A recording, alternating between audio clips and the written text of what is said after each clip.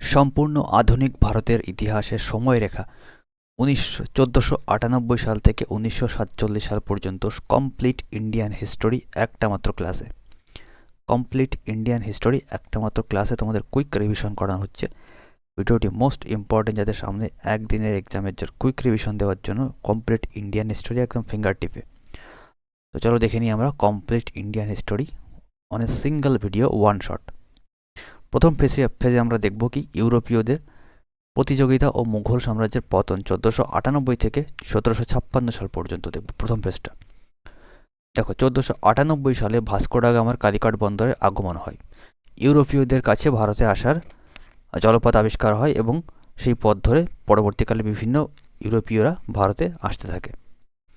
Next 1510 পর্তুগিজরা Goa দখল করে এবং তাদের প্রথম ঘাঁটি স্থাপন করে পর্তুগিজরা এবং রাজধানী হিসাবে তাদের ভারতে কাজবাজ শুরু করে। 1526 সালে পানিপথের প্রথম যুদ্ধ হয়। বাবর ইব্রাহিম লোদিকে পরাজিত করে মুঘল সাম্রাজ্যের ভিত্তি স্থাপন করেন, যা বহু শতাব্দী ধরে পরবর্তীকালে ভারতের উপমহাদেশের একটি বৃহৎ অংশ শাসন করে। নেক্সট ইয়ার 1600 খ্রিস্টাব্দ ব্রিটিশ ইস্ট ইন্ডিয়া কোম্পানি বা ইআইসি গঠিত হয়।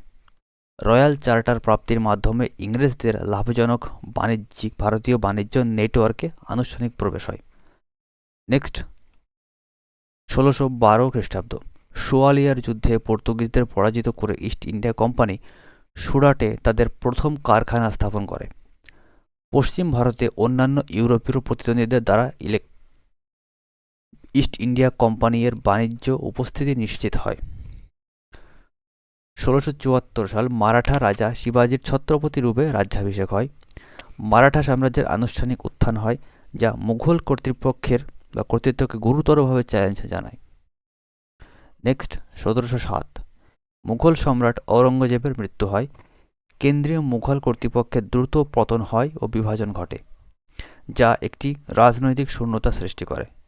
পরবর্তী ফেজ আমরা দেখি ইস্ট ইন্ডিয়া কোম্পানির শাসন এবং ব্রিটিশ আধিপত্য 1757 থেকে 1856 সময়কাল। 1757 সালে কী হয়? পলাশীর যুদ্ধ হয়। বাংলায় নবাবের ওপর ইস্ট ইন্ডিয়া কোম্পানির জয় হয়, যাকে ভারতে ব্রিটিশ রাজনৈতিক শাসনের প্রকৃত শুরু বলে মনে করা হয়। নেক্সট 1764 সাল বক্সারের যুদ্ধ হয়। সম্মিলিত ভারতীয় বাহিনীর ওপর ইস্ট ইন্ডিয়া কোম্পানির চূড়ান্ত জয় হয়, যা বাংলায় ব্রিটিশদের সর্বোচ্চ ক্ষমতা নিশ্চিত করে এবং বিপুল রাজস্বের পথ খুলে দেয়। নেক্সট 1799 সাল চতুর্থ ইঙ্গ-মহীশূর যুদ্ধ হয়। টিপু সুলতানের মৃত্যু হয়।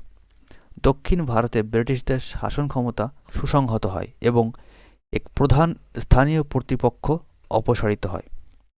1803 দ্বিতীয় ইঙ্গ-মারাঠা যুদ্ধ হয়। ব্রিটিশ বাহিনী দিল্লি ও আগ্রা দখল করে মারাঠা হুমকি কার্যকরভাবে শেষ করে ইস্ট ইন্ডিয়া কোম্পানিকে প্রধান সামরিক শক্তিতে রূপান্তরিত করে। 1835 ইংলিশ এডুকেশন অ্যাক্ট প্রতিষ্ঠা হয়। লর্ড মেকলে দ্বারা এটি কার্যকর করা হয়, যা উচ্চশিক্ষা এবং প্রশাসনের ভাষা হিসাবে ইংরাজিকে প্রতিষ্ঠা করা হয় 1835 সালে। নেক্সট 1853 সাল প্রথম যাত্রীবাহী রেলপথের উদ্ভাবন হয় ইন্ডিয়াতে, বোম্বে থেকে থানে পর্যন্ত, যেটি চলে।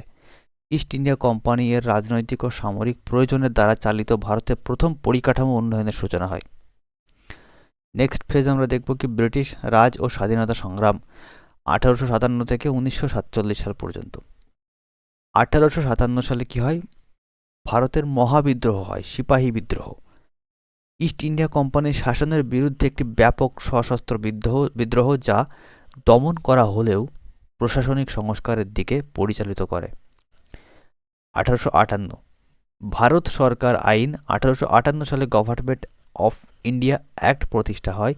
ইস্ট ইন্ডিয়া কোম্পানি থেকে ব্রিটিশ ক্রাউনের কাছে শাসন ক্ষমতা হস্তান্তর হয়, যা সরাসরি সাম্রাজ্যবাদী শাসনের বা ব্রিটিশ রাজের সূচনা করে। 1835 ভারতের জাতীয় কংগ্রেস প্রতিষ্ঠা হয় বা ইন্ডিয়ান ন্যাশনাল কংগ্রেস গঠিত হয়, জাতীয়তাবাদী দাবিগুলির জন্য প্রধান সাংগঠনিক রাজনৈতিক মঞ্চ, যা আনুষ্ঠানিকভাবে স্বাধীনতা আন্দোলনের সূচনা করে। নেক্সট 1905 সাল লর্ড কার্জন দ্বারা বঙ্গভঙ্গ কার্যকর হয়। দেশব্যাপী স্বদেশী আন্দোলন মানে বিদেশি পণ্য বর্জন শুরু হয় এবং জাতীয়তাবাদী আবেগ তীব্র হয়ে ওঠে। 1906 সর্বভারতীয় মুসলিম লীগ প্রতিষ্ঠা হয়। ভারতে মুসলিম জনগণের রাজনৈতিক স্বার্থ ও অধিকার রক্ষার জন্য যেটি প্রতিষ্ঠা করা হয়েছিল।